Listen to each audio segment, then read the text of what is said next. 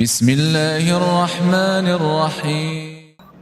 Tapi ada yang berjumpa dengan Allah, Allah senang dengan kita.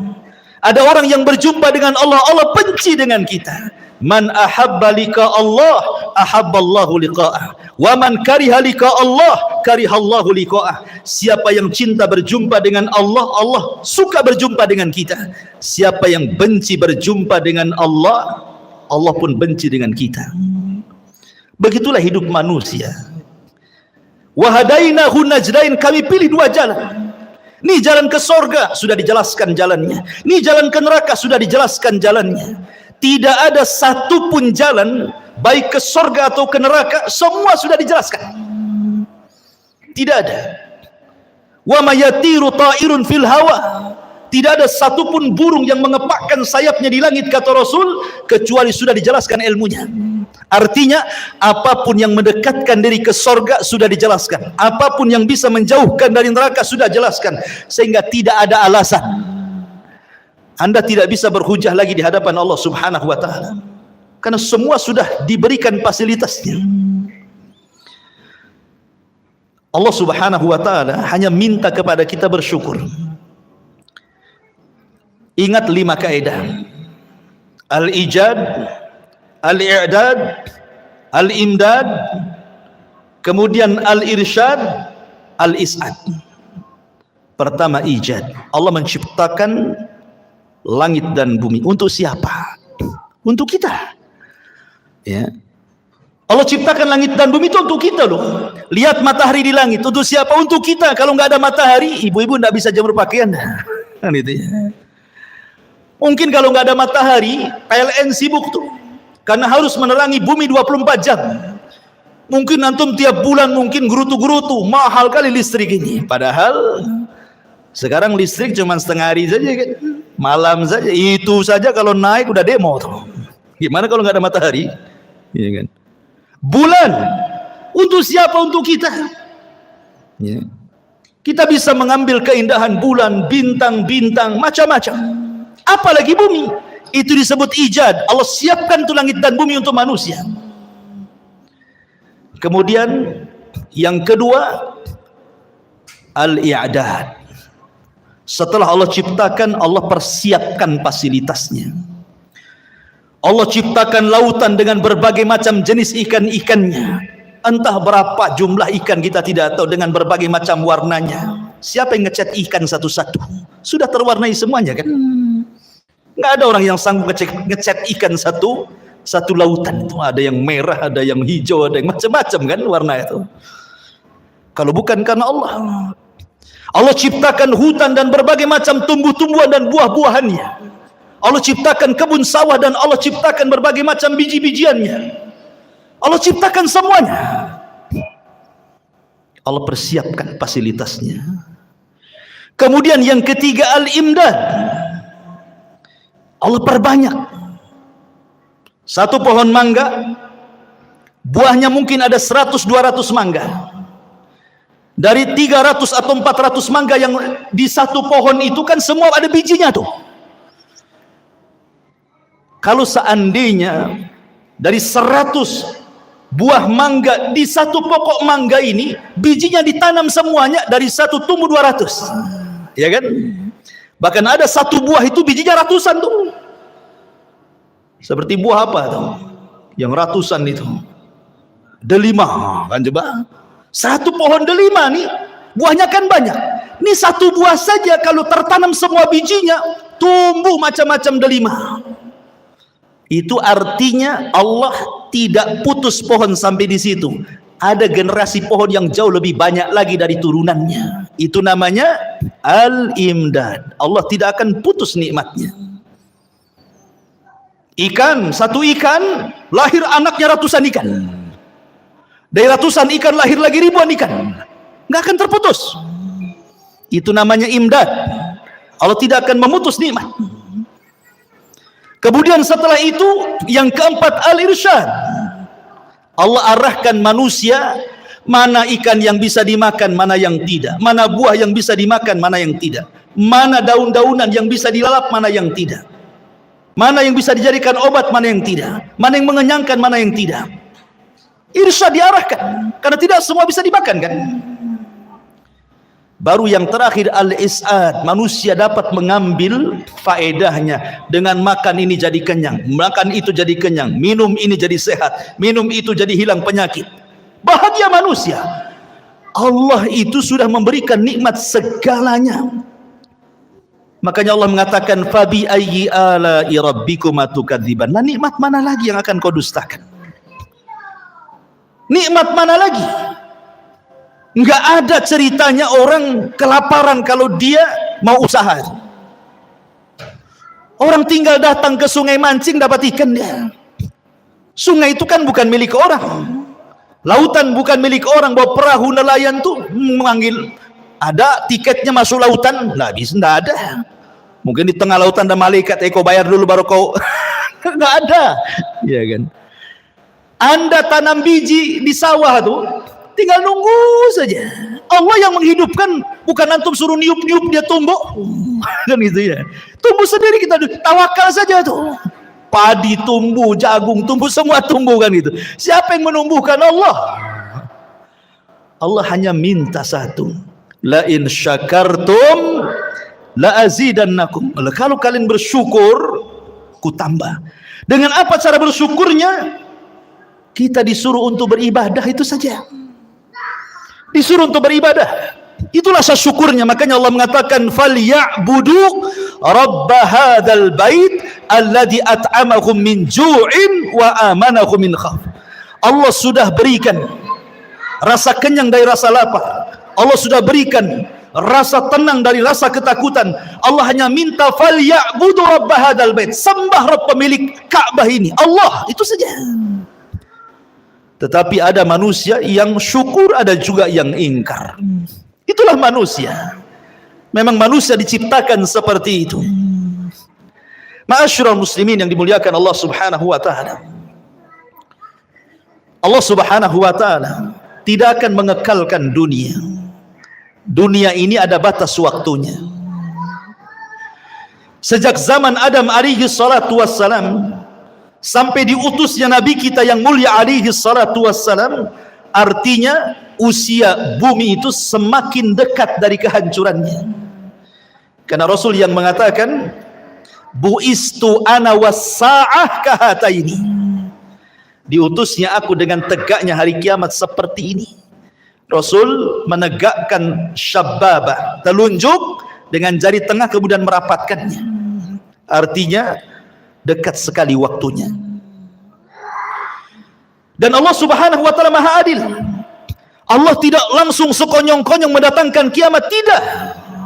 Allah tidak mendatangkan kiamat langsung tiba-tiba digempakan satu dunia, tidak. Allah itu adil, rahim kepada hamba-hambanya.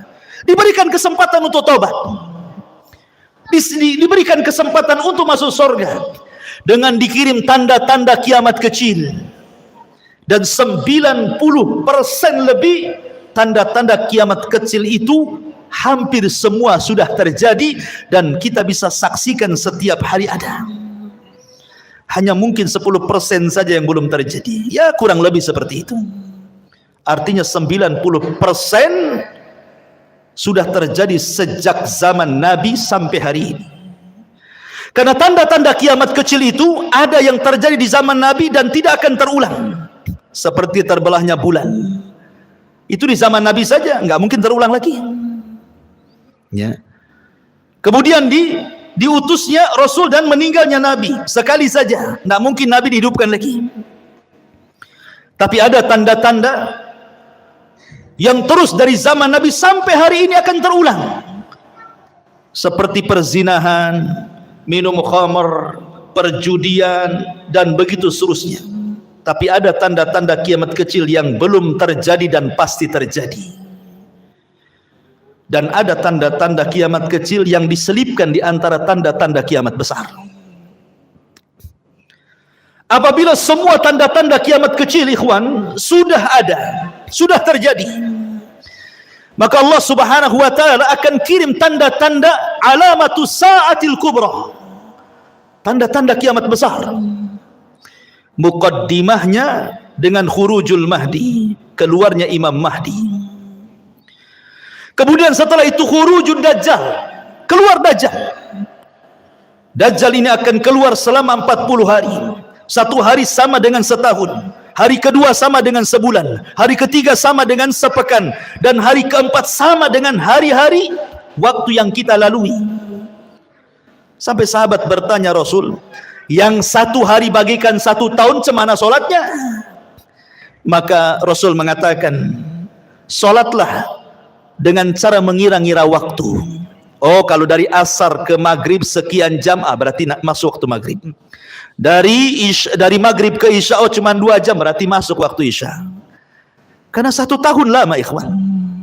Dan dari sini menunjukkan Dajjal itu bukan hanya masuk ke daerah-daerah yang normal waktunya, tetapi juga masuk ke daerah-daerah kutub yang terkadang satu harinya lama sekali. Artinya tidak ada satu tempat kecuali diinjak Dajjal, kecuali Mekah dan Madinah. Kemudian Isa bin Maryam turun, diapit dengan 2 malaikat di menara putih sebelah timur Damaskus. Kemudian akan bergabung dengan tentara Al-Mahdi di Bukit Tur dan memerangi Dajjal. Dan Isa berhasil membunuh Dajjal, mematahkan salib, membunuh babi, dan berhukum dengan hukum keadilan.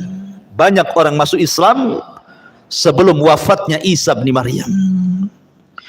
Kemudian setelah fitnah Dajjal hilang, datang fitnah yang ketiga.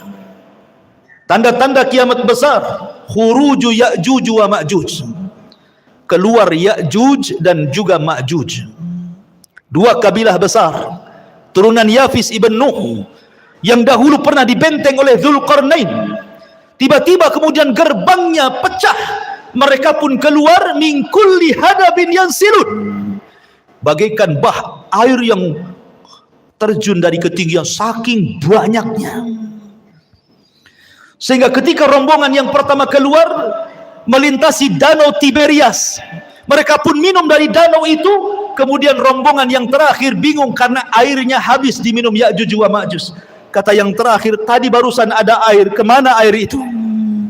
Maka Ya'juj dan Ma'juj, setiap yang melewati hijau pasti akan kering, yang basah pasti kering.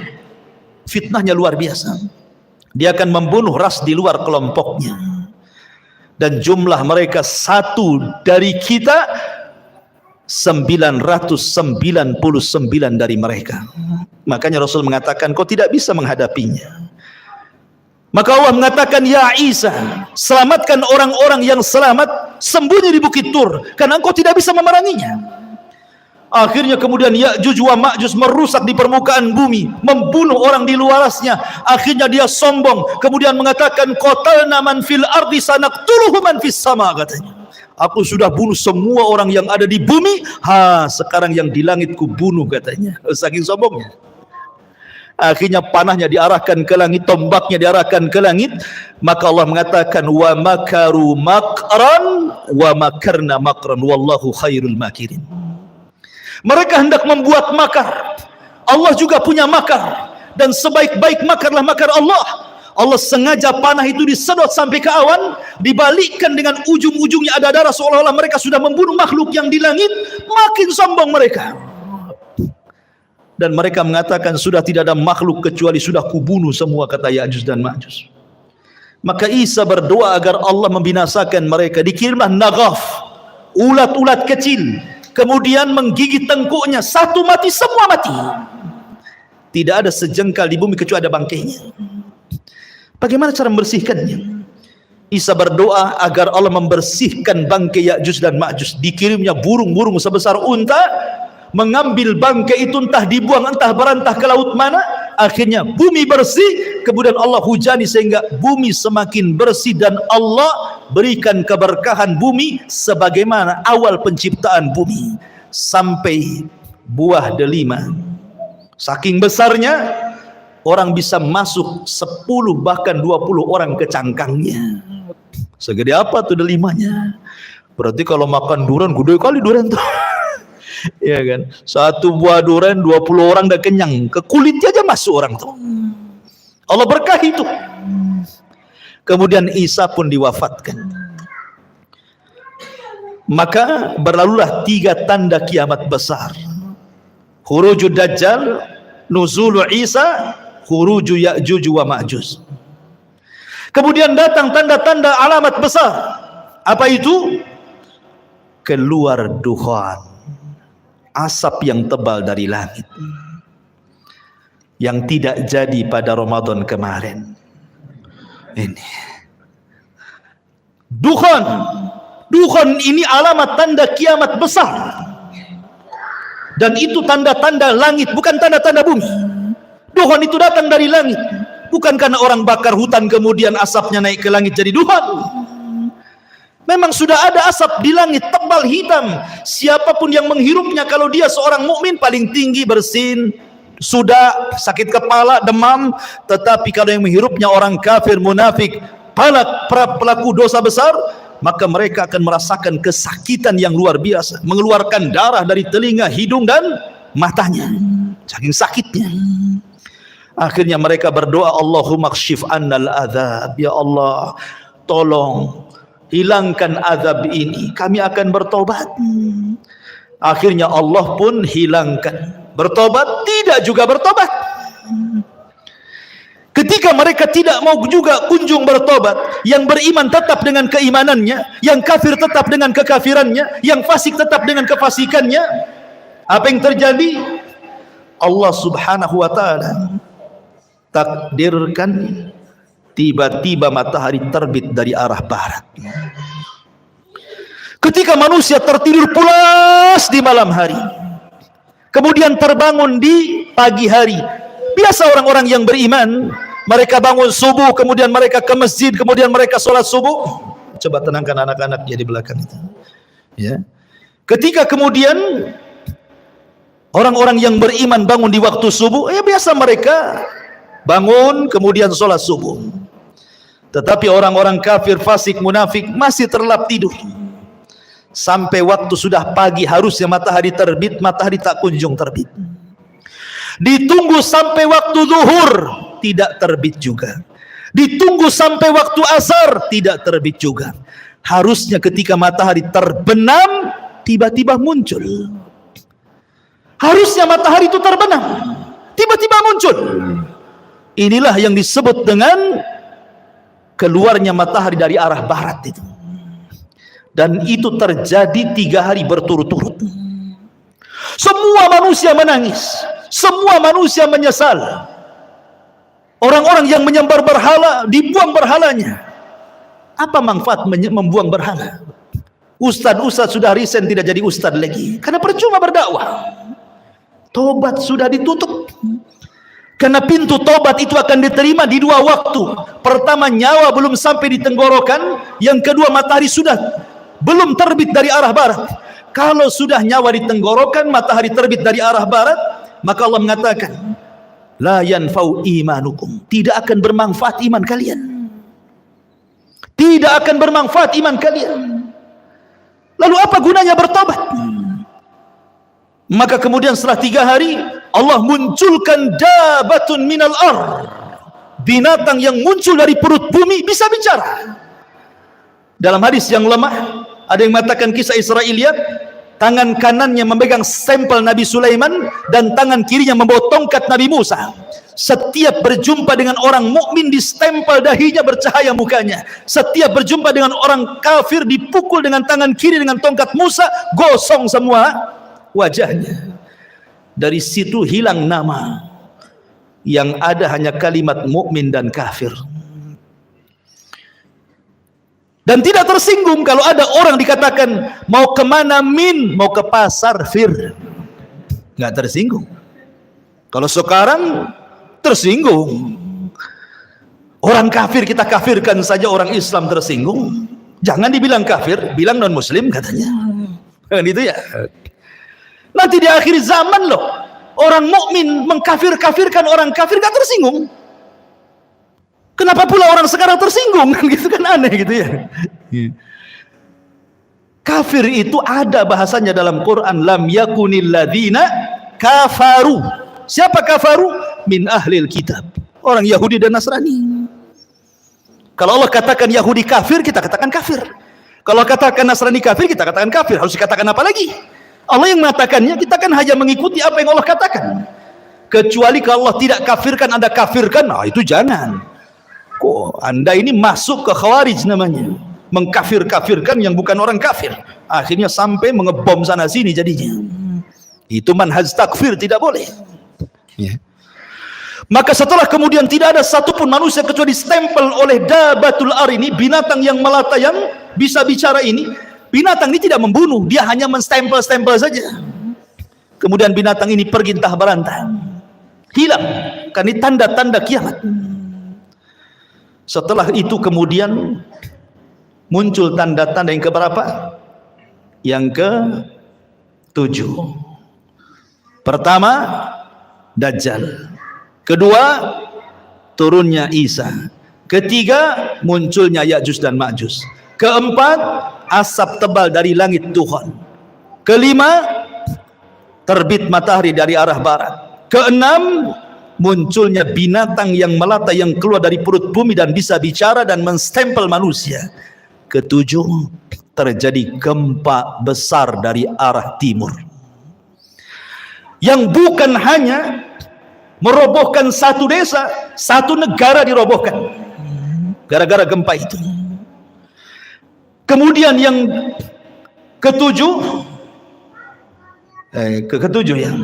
kedelapan, gempa dari arah barat. Setelah gempa dari arah timur, dari arah barat pula gempa. Negara-negara jatuh gara-gara gempa itu. Kemudian yang ke-9, terjadi gempa besar di Jazirah Arab. Inilah yang disabdakan Nabi SAW, khasfun bil masyriq wa khasfun bil maghrib wa khasfun bi jaziratil Arab. Gempa dari arah timur, gempa dari arah barat, gempa dari Jazirah Arab. Dan yang terakhir, khurujun nar, munculnya larva, munculnya api yang besar keluar dari perut Aden Yaman dan keluar dari negeri Hijaz. Kemudian api ini bergabung di antara dua tempat ini, menggiring manusia satu dunia, kemudian mengarahkan mereka ke negeri Syam. Api ini tidak membakar manusia, tapi dia membakar yang lainnya, karena tugasnya menggiring manusia sampai ke Syam. Setelah di Syam inilah yang disebut dengan Ardul Mahsyar, bumi perkumpulan manusia satu dunia di situ. Kemudian Allah kirim angin yang sepoi-sepoi, yang dingin banget angin ini. Angin ini masuk ke ketiak-ketiak orang yang masih punya iman walaupun sebiji dzarah. Kemudian Allah cabut nyawanya sehingga tidak ada yang beriman lagi di permukaan bumi. Disinilah Nabi SAW mengatakan, la taqumu sa'ah illa ala syiraril khalqi. Tidak mungkin tegak hari kiamat kecuali orang-orang yang hidup di permukaan bumi, tersisa orang-orang kafir. Orang yang beriman tidak akan merasakan kiamat karena sudah mati semua. Yang merasakan kiamat itu orang kafir. Yang Allah katakan yauma, pada hari ketika yanfukhu nafkhatan, di mana Allah Subhanahu wa taala memerintahkan malaikat Israfil untuk meniupkan sangkakala pertamanya. Apa yang terjadi? Idza zulzilatil ardu zilzalaha. Ketika tiupan itu ditiup oleh Israfil, maka satu bumi akan digempahkan. Wa idzal biharu fujjirat, maka semua air lautan ditumpahkan ke daratan. Wa idzan nujumun tasharat, semua bintang-bintang akan dijatuhkan. Dan semua gunung-gunung akan tercabut dari pasaknya, kemudian bergeser dari tempatnya, kemudian diterbangkan seperti kapas. Ka'asfim ma'fur, seperti kapas. Kemudian dibenturkan di langit, kemudian dikembalikan ke bumi, hanya tinggal tanah, debu, sehingga Allah mengatakan kal ihnil manfush, seperti kapas kalau diletakkan di kipas tuh terbang ke sana-sana. Itulah gunung. Berapa hari penghancuran seperti ini? Lah ketika terjadi kiamat, penghancuran alam semesta, maka Allah Subhanahu wa taala membuka seluruh pintu langit. Wa futihatis sama fakanat abwaba. Pintu langit dibuka semua. semua malaikat keluar dari langit-langit itu. Karena langit akan digulung seperti kita menggulung kertas. Maka ketika betul-betul terjadi kiamat, Allah wafatkan semua para malaikat, Allah wafatkan semua jin, dan Allah wafatkan semua manusia. Tidak ada yang tersisa kecuali yang Allah subhanahu wa ta'ala izinkan untuk tidak dihancurkan pada hari kiamat. Seperti arsy, seperti kursi, seperti lauhil mahfud, seperti roh, seperti tulang ekor manusia. Tidak dihancurkan, tapi semua dihancur-hancurkan. Berapa lama? Hadis Abu Hurairah radhiyallahu anhu mengatakan 40, tanpa menyebut 40 tahun, 40 bulan, 40 hari. Pokoknya 40 lah kata Abu Hurairah. Ya bisa 40 hari kehancuran alam semesta, bisa 40 bulan, bisa juga 40 tahun. Karena ketika Abu Hurairah ditanya, ya Abu Hurairah, apakah 40 hari? Fa'abaitu, aku enggan menjawabnya. Apakah 40 bulan? Fa'abaitu, aku enggan menjawabnya. Apakah 40 tahun? Fa'abaitu, aku pun enggan menjawabnya.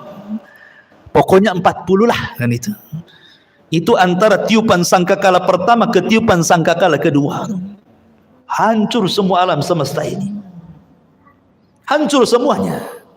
Ini yang disebut dengan kiamatul kubra, kiamat besar. Ada kiamat kecil, ada kiamat besar. Kiamat kecil apa? Idza mata ahadukum qamat qiyamatuhu. Kalau salah seorang di antara kalian mati, itulah kiamatnya. Tapi kalau kiamat besar bukan 1-2 orang mati, semua mati. Jinnya mati, malaikatnya mati, manusianya mati.